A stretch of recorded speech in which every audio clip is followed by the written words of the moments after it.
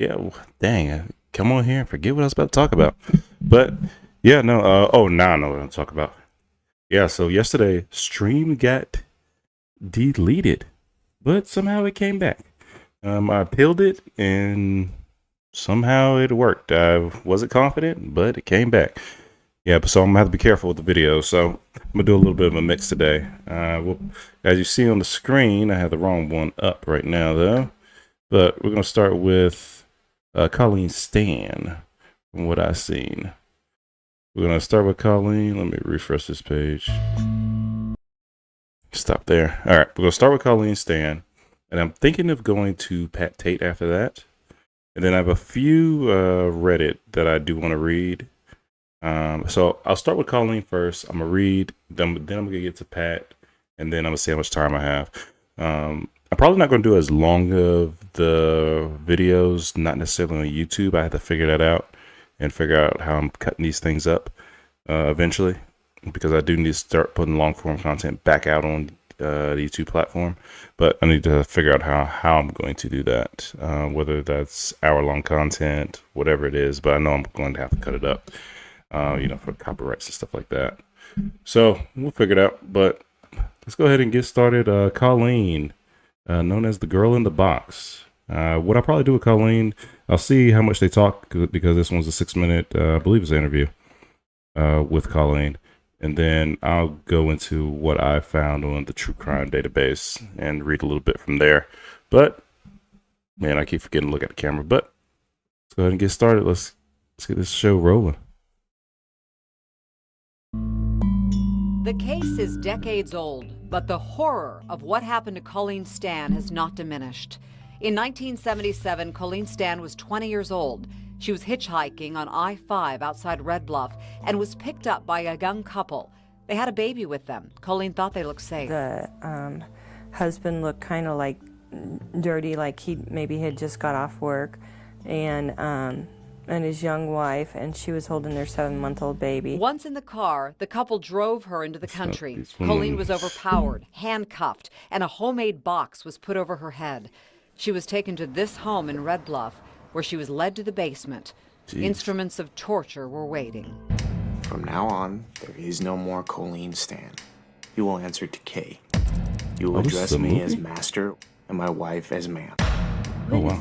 It's a contract. It formalizes your status as my slave. You're only here to take the pain.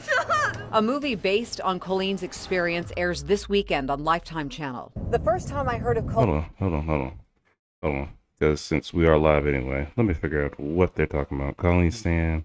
And this, I forget how long ago this was made. I'll check after. Colleen Stan, let's put Lifetime on here. Let's figure this out. Oh, Girl in the Box, 2016 film.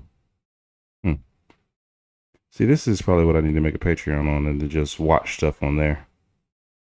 Yeah, I'll probably start doing that. Yeah, because that will make sense. But that's crazy. I feel like I saw something. Lifetime has some crazy movies, because there was one about, it was a dad who had basically sexually abused his daughter. And no, forget sexually abused, raped his daughter. But kept her in a basement. I forget what that one was called, but just was having like kids after kid. And for, I want to say, like 15 plus years. Now, how the mom didn't like hear anything, I'm not sure. Oh, the way the movie depicted it was like had like a soundproof wall, I think, if I remember right. And it was like, the movie concept was cool, but learning that, I'm pretty sure that's off of a real life event, that's not. Yeah, that's scary, to be honest with you. But yeah, that, honestly, I guess we'll see here in a second. This kind of reminds me of that for whatever reason. Colleen Stan, I was a reporter at the ABC affiliate in Reading. It was 1989, and I really wanted to interview her. I looked for her, but she didn't want to be found, and people didn't leave digital footprints like they do today. 20 years later, J.C. Dugard is found, and I decide to look for Colleen again. This time I spend a week searching online. I find a posting on an obscure website under a pseudonym, and I reach out. There's just enough detail that I think it might be her. It is. She reaches back, we talk, she agrees to an interview. That was 2009. Today will be my third interview with Colleen Stan. Oh, wow. Good to see you. Are you going to watch this movie? For me, it would be if I'm the victim, no. And for this lady to get a third interview with Colleen means she really trusts this lady or this reporter, whoever she is. I have it set up to record it. I may watch it that night. I know a couple of my friends have said they will come over and watch it with me, and one is actually my psychiatrist guy that I see. Makes sense. And he said he would come over and watch it with me. I'll probably cry when I watch it. I bet. I would It's too. very intense. I wouldn't even want to watch it. Timlin plays Colleen. And when Colleen visited the set, the young actress talked about the vulnerability she felt just while shooting the torture scenes. She was actually in the basement, and she was naked and blindfolded and gagged and handcuffed, and she had a wig on, and so they couldn't take these things off in between takes because it would take too much time. So she just had to stay like this for several hours. Colleen lived that nightmare for 7 years, much of it in a box under Cameron Hooker's bed. I think the thing that shocks people the most when they hear about your case, I mean, Yeah, the box thing. torture shocks them and the sexual abuse, but having to spend all that time in that box under his bed. I mean, what would you think about in there? In your mind, you can go anywhere and you can do anything, you know. And I've heard a lot of POWs say that they did the same thing I did. And you just have to go someplace else in your mind. You have to think good thoughts and nice thoughts. And I thought of my family. I went on picnics with my family. I went on holidays with my family. I went to good and nice places. Colleen says she isn't religious, but she truly feels God spoke to her during those dark times in the basement. That's sad. Yeah, because I'm reading here. Says Cameron Hooker. I'm assuming that's the guy that kept her in the box. Hold up a second. No, something. Cameron Hooker. Who's Cameron Hooker? Cameron Hooker, a sadistic and controlling man, kept Stan in a coffin-like box underneath the couple's bed for up to 23 hours a day. That is insane. Oh, that might be the part where he changed the name. Did she? Let's see. Colleen Stan. Oh, her last name's Stan. Oh, I'll put that two together. But all right. So, what else? It said the box was soundproof, designed to restrict movement, isolating her from the outside world and breaking her spirit. Hooker manipulated Stan into believing he was part of a powerful and dangerous organization called the Company that would kill her and her family if she tried to escape. How old was she? Because hold on. Because I think they said 20. Yeah, she was 20 in Oregon. Let's see. Hitchhiking from her home to a friend's birthday party. Again, women, and I know this is 77, so we have learned, but travel together and do not go anywhere alone. It says for the first few months, Stan was regularly tortured, raped, and brainwashed. And Cameron Hooker forced her to sign a slavery contract and renamed her Kay, further stripping her away from her identity and autonomy. Hooker's wife, Janice, played a complex role in the captivity. So there was two people involved in this. This is insane. She was both a participant in and a victim of her husband's abusive behavior, initially agreeing to the kidnapping as a means to control his sadistic urges. Oh, I wonder if the same thing happened to her, and eventually she just, give up is the wrong word, but she just maybe gave in, maybe, and was like, maybe this is the best I'm going to get, and so he stops torturing me. Let's find somebody else. Only thing I can think of. Okay, I'll keep reading it, but let the story.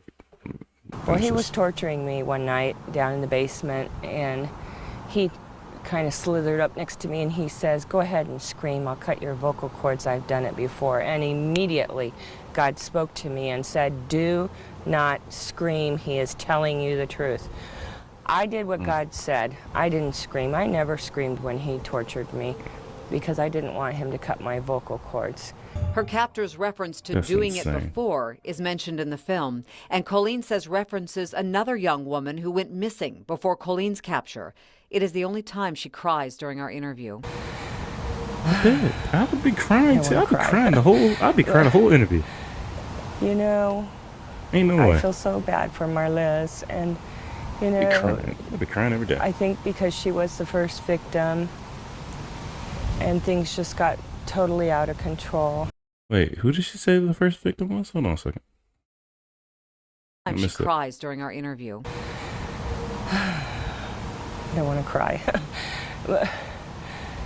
You know, I feel so bad for Marliz, and you know, I think because she was the first victim and things just got totally out of control, and he did the things that he did to her, and eventually he choked her to death. Marie Elizabeth Sponicky was never found, but Colleen saw her every day. He kept this picture of her, and That's in insane. the space in between the pedestal of the bed and the actual box that he kept me in under his water bed, there was a space, and he had my purse in there and my personal things, I guess, in it. And then he had this picture of this woman that he had propped up against my purse. So every time I got in and out of the box, I saw this picture of this woman. Only after her escape did Colleen find out the woman in the picture was Sponicky. I wasn't his first victim. You know, I was just the one that survived. Colleen says the movie will bring up difficult memories, but she already has painful daily reminders of her time in captivity. How did she get? I have to read how injuries she got from out. the stretcher she endured, and a shoulder injury from the hanging hooks. But her spirit is light, and she's willing to face the darkness again, although dramatized now, if only to give others some hope. There is still life after Hopefully such she a getting tragic paid thing, for her, and basically I her hope pain that being that's what dramatized. my Hopefully she got story paid for that. is to people, that they will see that, you know, we all have some kind of trauma or tragedy in our lives at some point. We do, but And I just hope that it's not supposed to they be like can that, though. see that, you know, I made it through it's torturous. this, that they can get through whatever is going on in their lives, and, you know, that things can be some kind of semblance of normal again. She has a strong soul. I'll give you that. Very strong soul to even make it through something like this. Now, I guess I'm assuming they're still going through the interview, but yeah, because the video's about to end anyway. Yeah, God bless that lady. So yeah, basically from what I'm reading, the dude Cameron is Cameron Hooker. He's absolutely insane. From what Colleen just said here, there's more women. Like she said, she just got away. I'm trying to see where she got away, or if it just says she got away. So it says, as years went by, Stan's life of terror continued. However, she was occasionally allowed some freedoms, such as visiting her family under strict conditions she would not reveal her true situation. Remarkably, despite the presence of her captors, Stan adhered to these conditions due to the deep psychological control Hooker had over her.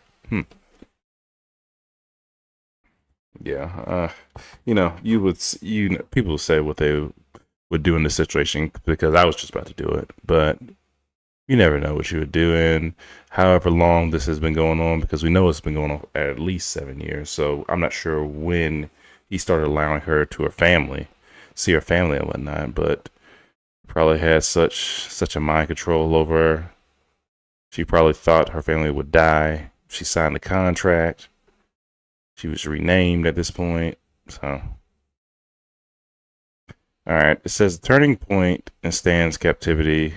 Let's call it Colleen. I don't know why I keep calling Stan.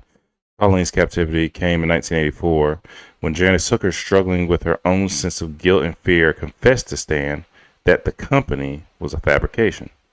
This revelation shattered the psychological chains that had kept Stan from escaping. With Janice's help, Stan finally fled the Hooker household on August 10th, 1984. She contacted her family, went to the police, and that led to Cameron Hooker's arrest. He's brought to trial.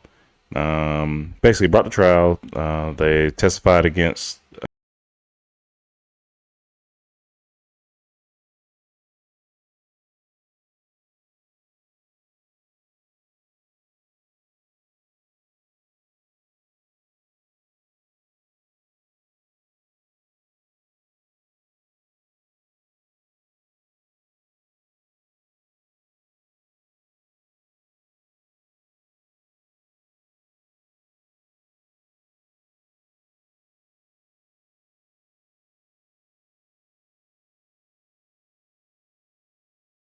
what to do. You're under your parents' rules, and now you start to live for yourself. And because I'm pretty sure they would have told her not to hitchhike. I would assume so. But, you get just your own sense of freedom. And then basically your freedom gets taken away. And you're a young kid at that time. Young adult at that time. And you just want it all to stop. And she kind of said that in an interview when she said she was in the box and she would just dream of being with her family and whatnot. But, man, that's sad. That's sad to even go through something like that. Yeah, because the torture, the raping, that's what's leading to the brainwashing. Because you just want it to stop. So whatever he says that can get it to stop, I'll do. And that's probably what made her sign the slavery contract, made her change her name to Kay, made her believe in the company. Yeah, it probably happened. What I don't understand, though, is if the other lady knew this, what made her... I guess she was tortured at first, but if she knew the company was a fabrication, I wonder what made the other lady, Janice, stick to the role. I'm assuming she's a victim as well. I'm not sure if she got charged with anything, but I'm assuming she's a victim as well. So, and it says she was, but I guess it's tough because it sounds like she brought her in. But I guess maybe she brought her in, like I said earlier, to stop the torture on her own self. I'm not sure, but that's Colleen Stan. Let's go into. I wanted to go back into. And I'll take this off the screen for now. I wanted to go back into a previous article that I was talking about. Oh, let me try this little feature out real quick. Hey, there we go. I wanted to go back into basically a Jane Doe project. Not project, but Jane Doe Unresolved Mystery that I was talking about, I think probably about a week ago. And somebody reached out to me and let me know Pamela Walton has been found. Pamela was the transgender woman that was found. But here goes some additional information. On September 25th, 1988, a passerby looking for cypress wood to build lawn furniture discovered the body of a woman in a wooded area in the vicinity of Highway 474, west of Orlando, Florida. Authorities at the time suspected she had been sexually assaulted and murdered. She became known as Julie Doe. After more than 36 years, Pamela Leigh Walton has been identified through investigative genetic genealogy by the DNA Doe Project. I don't know what I said the first time, but I feel like with everything that we have today, we have AI that can do almost anything right now. We should be so advanced and to be able to find people and find the DNA just with just a speck of DNA. So I'm glad they did find out who Pamela actually is. It says her initial autopsy in 1988 discovered she had healed fractures in her cheekbone, her nose, along with her rib. She had breast implants that dated from before 1985. This autopsy concluded that she was female and had given birth to at least one child. Later DNA testing revealed that she had been born biologically male with both X and Y chromosomes. Okay. In 2019, the Lake County Sheriff's Office reached out to DNA Doe Project to try a novel technique, investigative genetic genealogy, to find her identity. They connected with volunteers who were part of the initiative called Trans Doe Task Force, who began the work on the case before leaving to focus full-time on that group. It would take 5 years of diligence and persistence by the team of experts, volunteers, to narrow Pamela's family tree to the correct branch to find her name. The team faced just about every possible hurdle, from unknown parentage matches who were adopted to, that's a word for you, endogamy, said team co-leader Eric Hendershot. Even up to the end, we suspected that she was adopted. The team was stuck. Adoption records are not accessible to genetic genealogists, and adoption presents a brick wall to investigators because the child is often removed from their community of birth and their name is changed. Pamela had been adopted at the age of 5, which left a few breadcrumbs for researchers to follow. Yeah, because I was going to say, if we know she's adopted at 5, I'm pretty sure we can look in the hospital records to kind of get an idea. It was clear from the start that our doe had a strong family ties to Kentucky, but we didn't know for sure if she was born there or if she ever lived there, said Lance Daly, investigative genetic genealogist. While searching Fayette County records, we discovered the names of 2 key relatives who were crucial into unraveling the mystery. Pamela had grown up with her adopted family in Kentucky and had officially changed her name before she was in her mid-20s, likely around the time she underwent sex reassignment surgery and therapy. Pamela's story includes many common themes that trans people face, said Pam Lauritsen, executive director of media and communications. From derogatory notations that left in high school yearbooks about her to a headstone pre-carved with her former male name. It's heartbreaking to know that the community was not willing to accept her and the identity she chose. In 2024, DNA Doe Project conducted a media outreach campaign to try and get tips from the public who might have known the then Julie Doe.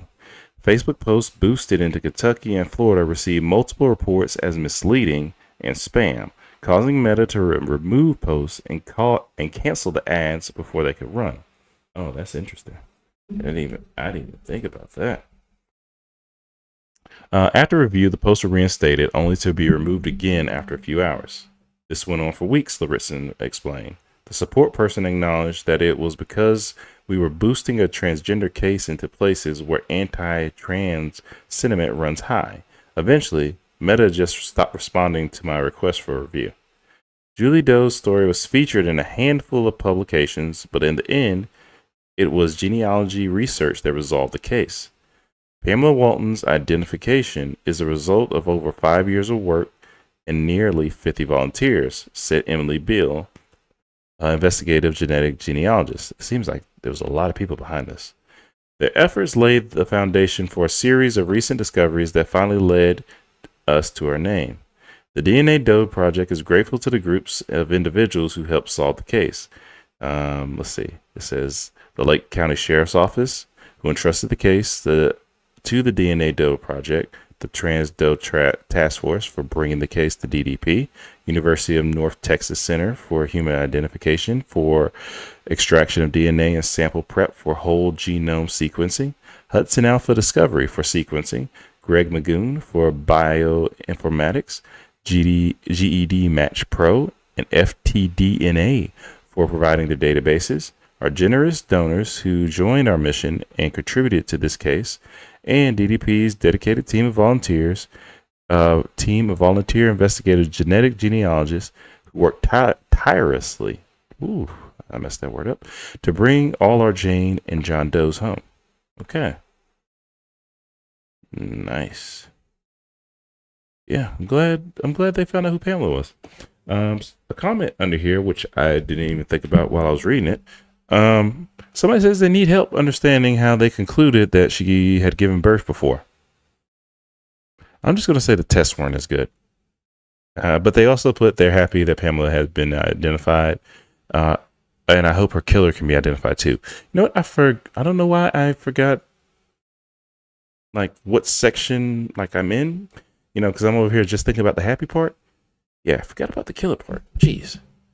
Okay. Oh, somebody. Okay, so somebody under that puts she had a pitting on her pelvic bone, which could be a sign that someone has been pregnant, because of how things have to shift to accommodate the growing fetus. But hormones also have a huge impact on the bones, so the pitting was probably the result of HRT. And the person thanks him. Yeah, I did not know that. Learned something today. Pelvic bone and shifting. Okay. Did not know that. That's interesting. Okay. Yeah, but I'm glad I'm glad there was a lot of people behind that. This that's great they found out. Okay, that's great that they found out who she is. Now, got to find the killer. Yeah, because we got to figure out who did this, because more than likely it's a hate crime. Just gonna go ahead and say that. Put it out there. Pretty sure. I'm not even gonna take a guess on that one. Yeah, I'm gonna go ahead and just throw that out there. Yep, but I'm glad Pamela has been found, and can rest in peace. I will say that. All right, our next one is actually another it's an update. It's not a story. It's not a story I did previously or read about previously, but still want to talk about it.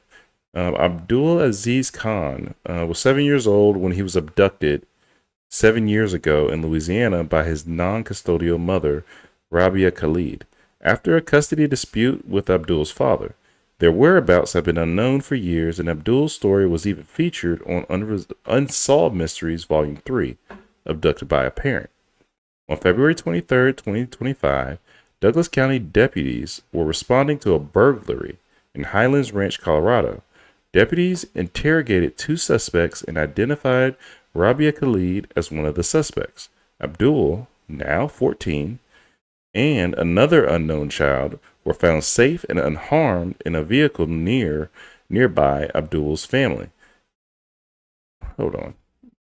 Is there a period here? Yeah, I just missed it. Okay, Abdul, now 14, and another unknown child were found safe and unharmed in a vehicle nearby. Abdul's family is requesting privacy at this time, but are thrilled to know that Abdul is all right. This is great news, and I haven't seen anything on the sub. Okay, they're just saying it. The original poster saying they didn't see anything on the sub, but yeah, that is great. They actually have an original article that I already clicked on that I'm going to read. Oh, okay, so this is kind of close to home. It says a Louisiana boy, as we know, Abdul, was kidnapped in Atlanta in 2017. Was found by Douglas County Sheriff's deputies during burglary last month. Ooh. Okay, so he was kidnapped in 2017. Jeez. It says deputies found Khan and another unidentified younger boy with Rabia Khalid, who's 40, and they was arrested on a kidnapping warrant. Elliot Blake Burgess maybe, 42, was arrested with Khalid on kidnapping charges. It says both are being held on $1 million bond. Khalid, who was Aziz Khan's non-custodial mother, allegedly kidnapped her son in November 2017 following a custody dispute with the father, according to the sheriff's office and U.S. Marshals Service. It says, we're overwhelmed with joy that Aziz has been found, Khan family said in a statement. We want to thank everybody with their support for the last 7 years. I wonder, because right now it sounds like a custody dispute that the mother wasn't winning, but why was the mother not winning? Or what? I wonder if it says anything about that.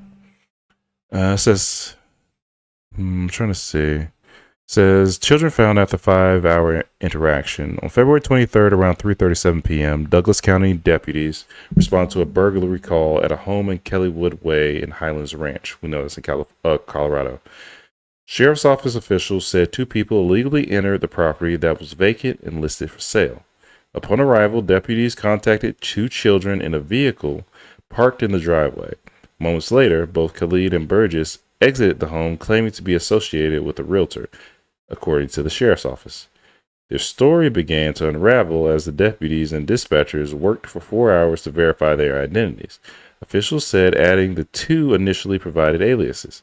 After 4 to 5 hour interaction, deputies learned the identity of Khalid and arrested her on a felony kidnapping warrant. Douglas County Sheriff Darren Weekly said at a news conference Wednesday, if it wasn't for the homeowner monitoring, good lord, if it wasn't for the homeowner monitoring their camera and reporting the burglary, Khan might not have been found. Yeah. Both Khan and an identified boy were in good health and are currently with Child Protective Services, according to Weekly. U.S. Marshal assisted with investigation. Okay, so the department searched 11 states throughout the investigation. It's unclear what led Khalid and Khan to Colorado. Okay, let's see. And I think, okay, so they're just happy. They're happy about it. Burgess faces 14 charges, 12 felonies, including kidnapping, forgery, and identity theft. Khalid faces 7 felonies of conspiracy to kidnapping due to her being the biological parent to the victim, according to the Colorado 23rd Judicial District Attorney. Okay. So, okay, let me keep reading because I have a question. Authorities lauded and thanked the national spotlight Khan's kidnapping received. Khan's kidnapping was highlighted on Unsolved Mysteries Volume 3, which I mentioned earlier, Abducted by a Parent on Netflix. The documentary explains how Khalid moved to Atlanta following a divorce with her husband Abdul Khan in 2015. Khan was barred from visiting his son, Aziz, for more than 18 months after Khalid accused him of abuse, meaning it has been 9 years since Abdul Khan saw his son. At the time, Khalid ended up pursuing a relationship with Burgess, a college friend, according to the documentary. Following the proof of false abuse allegation, Abdul Khan gained full custody of his son, who was abducted before the father's custody hearing on November 28, 2017, family members said in the documentary. I often wonder how many law enforcement contacts did these people have before our deputies were able to dig in and identify exactly what was going on. Aziz Khan has yet to fully reunite with his family, according to the Weekly, who said he had an emotional conversation with the family in his office Tuesday. One day, Abdul Khan said in the documentary, Aziz is going to walk through that door and I'm going to be standing on the other side. Now, I'm not trying to pick sides here, but as a son that just saw his mother get taken in for kidnapping, especially with her being the biological mother, I'm sure he feels some type of way. Now, does he understand the gravity of the situation? No, he does not understand. And he doesn't understand what his mom did to cause him to live with her because of the abuse allegations. But then, plus, before the dad gets full custody, then she just leaves with him and is gone for seven years, it seems like. And a lot has happened because they've just been on a run. And the other kid, I'm not sure how old this other kid is. It sounds like this kid probably was, if I had to take a guess, he's less than 7. If I had to take a guess. He's probably 5. If I had to throw a number, 4 or 5, I had to throw a number out there. He's probably, and it's probably Aziz is probably the older brother. So that would be tough because at this point I have been living with my mom for 14 years. I've lived with my dad, at one point in time as well, but the past 7 I have lived with my mom. Now, I don't understand why we're on the run. I don't understand why we could go from place to place and we really can't, stay at one location. But that would be tough. That would be tough as unless I had a bad relationship with my mom. That would be incredibly difficult. That would be incredibly difficult to see her get arrested. and see her get let go. Yeah, that'd be crazy. Hold on just a second, because I feel like I hear a kid crying. When I say a kid, my kid crying. It's crazy because if I can hear them over these headphones, that means they are crying loud. So give me just a second.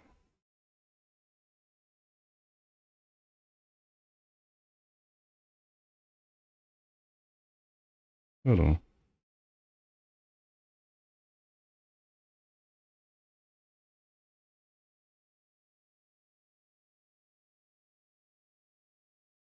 Hmm. Can't tell if they're crying or not. I'm gonna zoom in on them. Good thing about these cameras and whatnot. I don't think he's crying unless he's crying in his sleep. He's not crying right now. Oh, actually.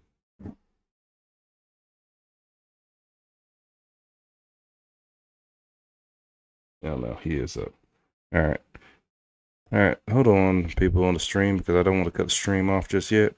But I will be right back. Give me just a second.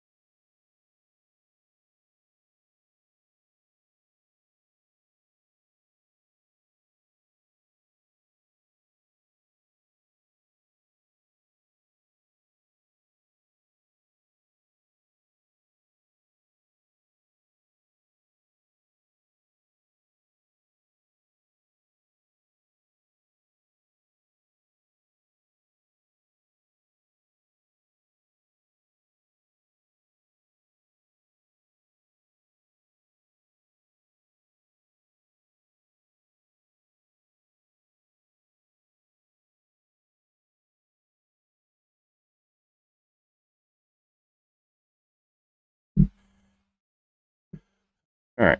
Yeah, I'm okay. I'm back. In the meantime, let's see, how long was it gone? Like 3 minutes? Yeah. One of them's crying. They're still, my kids are still young right now. And, yeah, they just got their tonsils removed about a week ago. So, still going through that. But, yeah, right now, 3, they cry. They cry when if a blanket comes off of them. You got to do that. But I'm in the middle of potty training. So, trying to get them used to waking up if they need to pee in the middle of the night. But they don't do that. So, I have to get up. And so, that's why doing this at this time doesn't really matter. It's not too bad for me, to be honest with you. All right, but back to Aziz. It'll be tough. It'll be tough for me if my mom is all I've known, and then going back to my dad. And I know my dad's trying to explain that I was fighting for you, man. I thought I had you, and then she took you away. It'd just be tough, especially to lock my mom up to. Yeah, because technically, even though we might not have been in the best situation, we probably were moving from place to place. She's the one that I see that was taking care of me, regardless if it was right or wrong. So, yeah, it's gonna be a tough situation. It's gonna need therapy in that scenario. Probably a lot of therapy. Like I said, it was an emotional conversation. I bet you it was. But it was very emotional. Especially trying to figure out what to do with his younger brother. I'm assuming I'm just going to take an assumption. That's his younger brother. What to do with him as well, because you would hope the father. You would hope if anything does happen to mom, which I'm assuming is, that the father adopts the younger brother as well. Especially if he's been living with him for the past. I'm going to go ahead and say he's 4 or 5. But. Yeah, because they went in and list how old he was, so I'm pretty sure he's pretty young. Yeah, but that's Aziz. We really haven't gone over Aziz, but you gotta celebrate. You gotta celebrate the wins as well. Celebrate the wins. Okay, now we need to. I believe our last story we're going to do today is Pat Tate, and the reason I say the last one because all this other one I was going to read might take me 40 minutes. And I don't have that type of time right now. I have like 15 minutes of worth of time. So that's what we're going to do.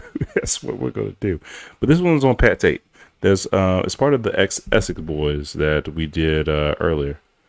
I'm not sure if people remember. And somehow I done messed up my audio, but I need to get it back. Let me make sure. Oh, I didn't hear nothing. Oh, there we go. Okay. Audio's back. But Essex Boys. Who was the other guy with the Essex Boys? Yeah, that was that White Wolf guy, I think. I can't think of his name right now, though. That's the thing with all these stories. Why's my hat tilted? Hold on. Because I'm trying to look at the camera, so if I go the opposite way. There we go. That's probably my problem. Going the wrong way. All right. Oh, okay. So I'm seeing what I'm doing with good old Pat. All right, hold on a second. Let me switch these views. Yeah, I'm still getting used to these things. Yeah, there we go. But gotta show the screen. There we go. All right. Now let me scoot up a little bit. All right. So Pat. Okay. So Pat. Let's see. He was part of Essex Boys. We know that.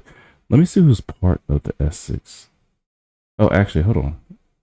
Oh, the one I have right here. Okay, associates Tony Tucker, Craig Wolf. No, that's not. It's Craig Wolf? No, I don't think Craig was one of the ones I was thinking of. No, I don't think so. Unless Craig is called somebody else. Only thing I can think of. But okay, so Pat. Essex Boys story, let's say drug dealing, violence, murder, our common themes. He says, let's see, continues to intrigue and fascinate decades after the case of the Renton murders, in which Tate's gang, the Essex Boys, was found blasted to death in a Range Rover. Jeez. But who was Tate and how did he end up living a life of crime? considered by one of his victims as a bully who deserved what he got. The fate of Pat Tate was oh my goodness, these words. Hooked on phonics, here we come. Inexorably linked to that of his fellow Essex boys that would meet their demise on a freezing and desolate country lane. All right, you know what I need to start doing? We're going to start looking these words up, because I'm pretty sure everybody don't know what that means either. Inexorably, it means, it's an adverb, by the way, is in a way that is impossible to stop or prevent. Inexorably. The conflict was led inexorably to the outbreak of World War I. So it was impossible to stop. That's what I got from that. Okay. So basically, we couldn't stop this from happening. All right. I'm not watching any of these 45 minutes, because as soon as I watch it, I'm pretty sure the stream's going to die. So I'm not going to do that. But these other ones, let me see. Essex Boys, Voices of Pat Tate, Tony Tucker. I don't want to do voices. I want to just do like a quick, and 38 minutes, not quick. Pat, Tony, Rise of the Foot. Oh, they did a movie on it? Okay, I'll watch that last, just in case. Alright. But there was something I saw that was like a minute or two, maybe. And that wasn't that. Oh, here we go. This is not that long. This is 2 minutes. Well, this looks like it's based on a movie, though. Shut up, Monster. Okay. That's probably based on a movie. Okay.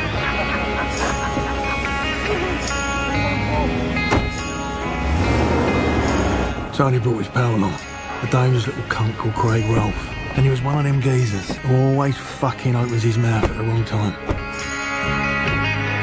That's like a typical British accent as like a gang leader. Reminds me of the Boondocks, to be honest with you. For people that don't know.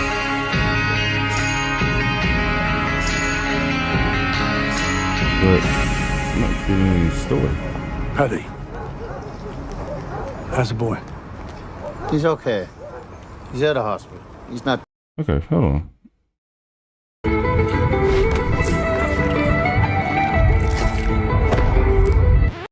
If not, this could turn out to be very, very nasty. Okay. This looks more of a movie, and that's not what I'm looking for. And I'm not looking. Okay, so anything with Rise of the Foot Soldier, I'm not looking for that. That's gonna make it tough. So raw footage of Pat Tate, Tony Tucker, and Craig. Warning. I don't like the warning part. Jeez. I don't have this part of a movie too. Let's see.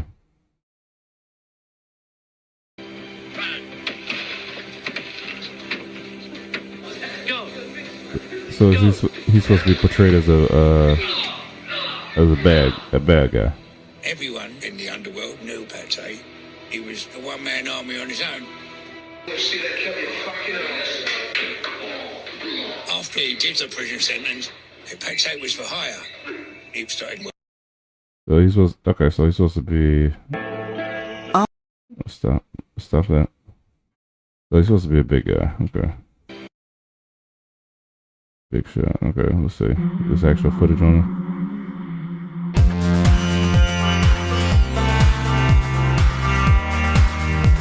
This is who he's. I guess this is him at a birthday party. This is who he really is. And probably really is because, let me see. Yeah, this footage looks like it's in the 80s for sure. When did he die? It's a birth. Okay, so he's born in 58. Are they going to say death? Triple homicide. Yeah, we know that. Was murdered in 95. Let's see. Essex boy murders a British. Man, this case is linked to somebody else that I can't. Oh, The Rise of the Foot Soldier, which keeps popping up on these mentions. It says, based on the true story of Carlton Leach, a former member of the Essex Boys gang, who later became a bouncer and a security consultant. However, the film takes a number of liberties with actual events and not strictly accurate depiction of the rented-in murderers. Many of the characters and events of the film are composites or exaggerations of real life people's situations. Makes sense. Filmmakers took creative licensing to dramatize the movie, glorifying the violence, portraying criminals in a sympathetic light. Okay. Yeah, that makes sense. Because here it says Pat Tate's a real-life bodybuilding bully. And it looks just like how he does here. He looks like on this picture here. Yeah, it says 6'2", 18 stone. Let's see how much 18 stone is. Let's go 250. Let's go 8 pounds. Yep, 18 stone is 252. Okay. He was a robbery. But the other guy that I remember doing, he was supposed to be bodybuilder too. I wish I could find this guy. I can't think of this guy's name. If I could. And I don't. Craig, it's not Craig Wolf. It'd be messed up if it was Pat Tate and I'm over here trying to figure out the guy's name. But I'm pretty sure it's not. Craig Wolf. Let me see. Is Craig Wolf suspected the first to die? No, he wasn't the first to die. Because Craig, okay, the guy I'm talking about was supposed to be like an informant. And they thought he was an informant, so they... What's it? Rolex Dave. There we go. Rolex Dave. I'm over here reading on the Rittenden murders. Yeah, Rolex. Okay, so David Rolex Dave King. Yeah, Rolex Dave was the other guy. I thought he was part of Essex Games. Maybe he wasn't. Yeah, I thought he was part of Essex Games too, but I guess not. All right. Sentenced to 7 years imprisonment. Tate spent his time inside bodybuilding, started taking drugs, violent disposition. We kind of knew this. Let's see. There's upon release on his parole, he survived an attempt on his life when a hitman threw a brick through his bathroom window, and shot him in the arm. Tate was rushed to the hospital.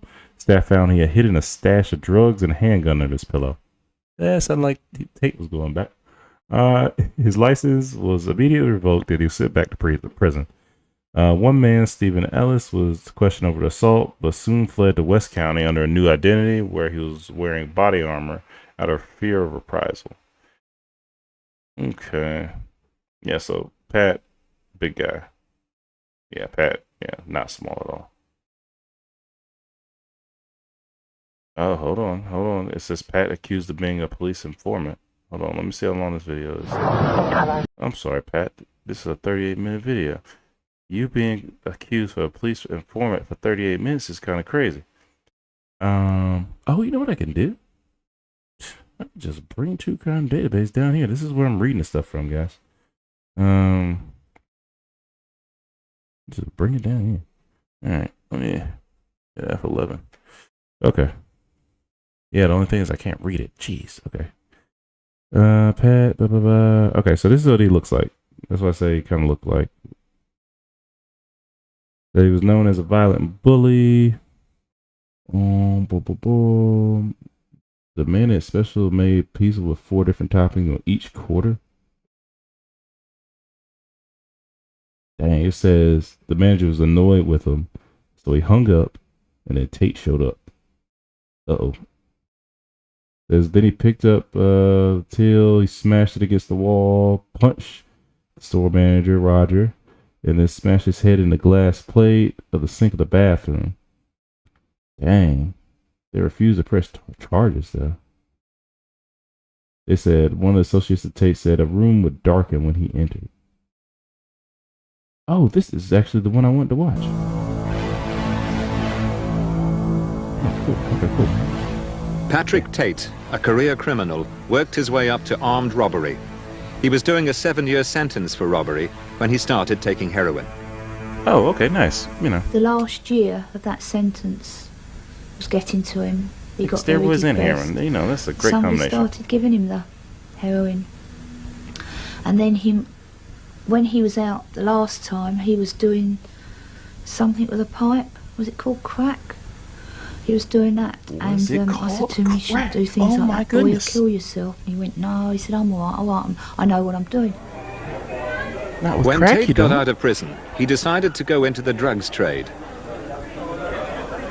He was a bodybuilder who was known to be violent, and he'd made the right connections in prison. Tate worked with an Essex businessman who supplied bouncers to nightclubs. His name was Tony Tucker. Tony Tucker was definitely a drug baron, definitely. I know he used to supply E's to all his bouncers and then take a percentage of their money. He was well known for that. Nope. He was a nasty person, and I suppose Pat, wanting to be a big I am as well, came out and they thought they were going to live the life of Riley, but Yeah, I'm pretty sure it never goes the way that anybody expects. It probably goes good for a little while, though.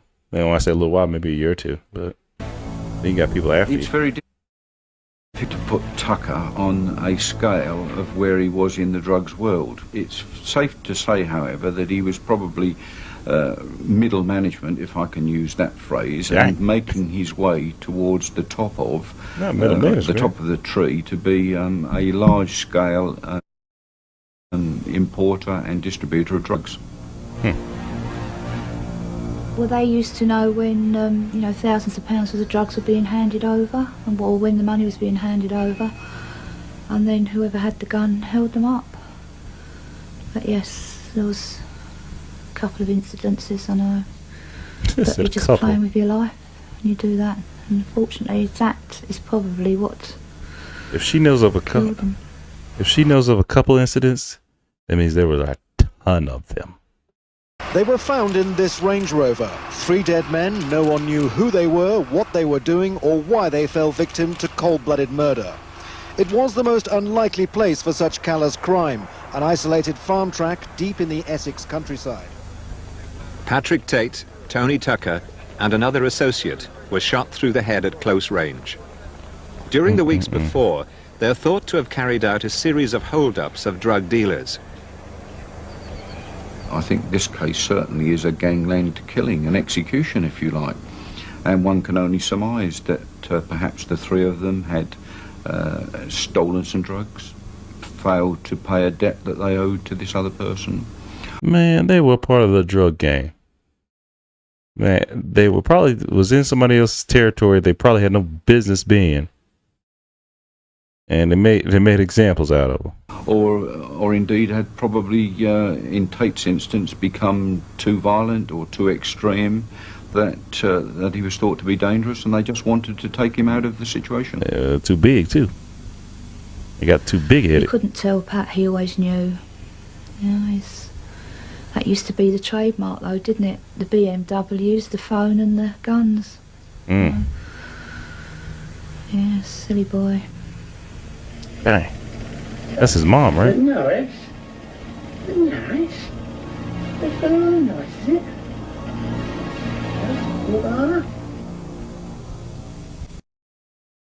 Dang. Dang, that's crazy.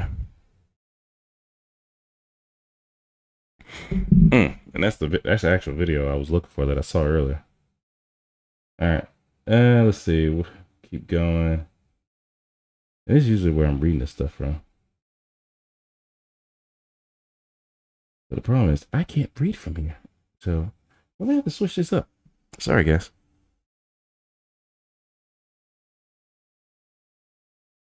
Well, we're not switching nothing up. I'm sorry. 'Cause I can't see anything right now. Where is... hold on, peoples. Can't figure out what I'm doing. All right, there we go.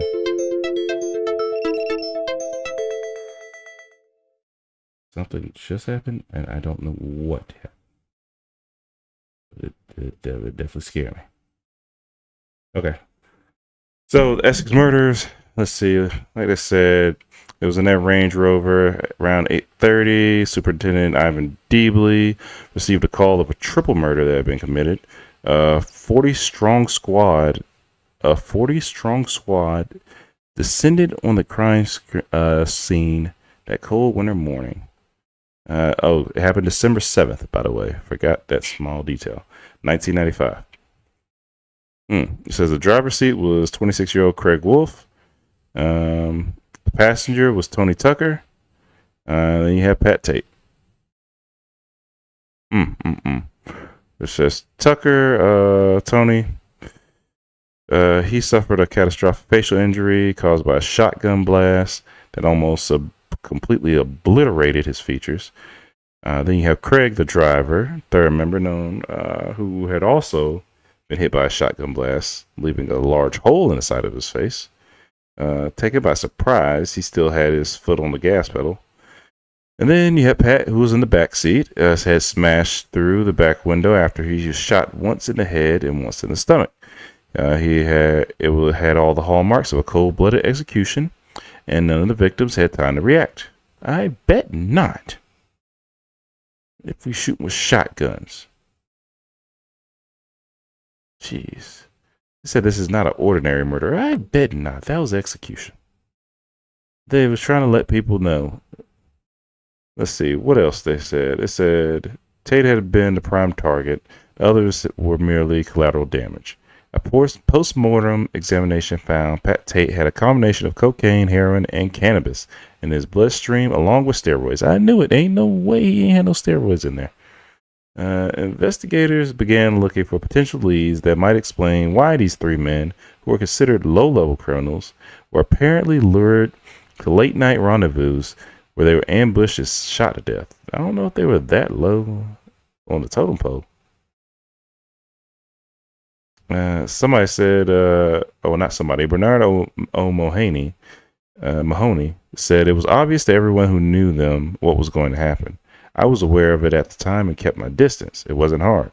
Several instances in the months and years leading up to the Renton murders were possible contributors to their death. Pat and the Essex boys were suspected in the death of 28-year-old Kevin Whitaker, who died from a overdose in November 1994. Whitaker was apparently murdered because of alleged drug debt, and Tate's mother said her son told her this when she visited him in the hospital after he was shot. Okay. Whitaker was found November 17th, 1994, 30 hours after he had gone missing, body dumped roadside. Tate pretty much had what was coming to him. Marie Tate strongly believes her son was innocent party in the crime. Ain't nothing like a mother's love. And the Whitaker's friend had taken revenge by killing her son and criminal associates. However, detectives were certain it had no connection to their own murders at the Workhouse Lane. Then they had another death associated to the Essex boys. 18-year-old Leah Betts, teenager schoolgirl from Latchington, Essex, was admitted to the hospital November 11th after falling to a coma. Jeez. Let me see how long this is. Ooh, that's 38. Nope. Yeah, so there seems like there's a good bit of reasons. Looks like Pat was on everything. And I'm pretty sure Pat probably had... Oh, here it goes. Okay, let's see. This one's interesting. Michael Steele was considered a sophisticated Essex drug smuggler. In 1995, November, he supplied a consignment of cannabis with a street value of £350,000 to Tate, Tucker, and Rolfe. This was considered the catalyst for the subsequent Renton murders. It turns out the quality of the drugs was so poor that Steele agreed to take back the cannabis and return the deposit of around £70,000. The money was paid, but Tate denied getting it and failed to return 1/3 of the drugs haul. Okay, there we go. Starting to put two and two together. When Steele protested, Tate threatened to shoot him after making him beg on his knees. Furious, Tate boasted that he would kill the smuggler in revenge for the incident. And Steele, who had developed a close relationship with Tate's ex-girlfriend, who told him of the threats and caused him to make the first move. Yeah, so Pat, Pat was in one of those, not a nice criminal, I'll tell you that much. Yeah, Pat was on too much stuff. All right. Pat was on way too much stuff. Oh, okay. They got the shooting scene. Let me see. I wonder if I could play. I probably could play a little bit of this. Hold on. I'm at the. Hey, look, we're at the end of the stream now. Pretty sure. I gotta just check my emails just to make sure. All right. Rise of Foot Soldier. Rise of Foot Soldier, Range Rover. No, what I'll do, I'll just skip through a few things. Shooting scene. All right. Let's see. It should pop up. The killings. Hold on. Let me see. The one I'm looking for is a minute. All right. Hold on. Yeah, here we go.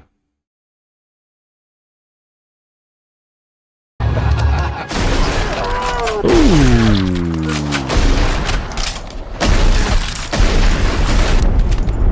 All right.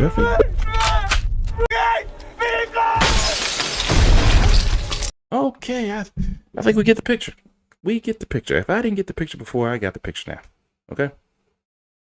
Man, look at this here. Look at this here. They got a picture of the how the body looked. That's absolutely insane.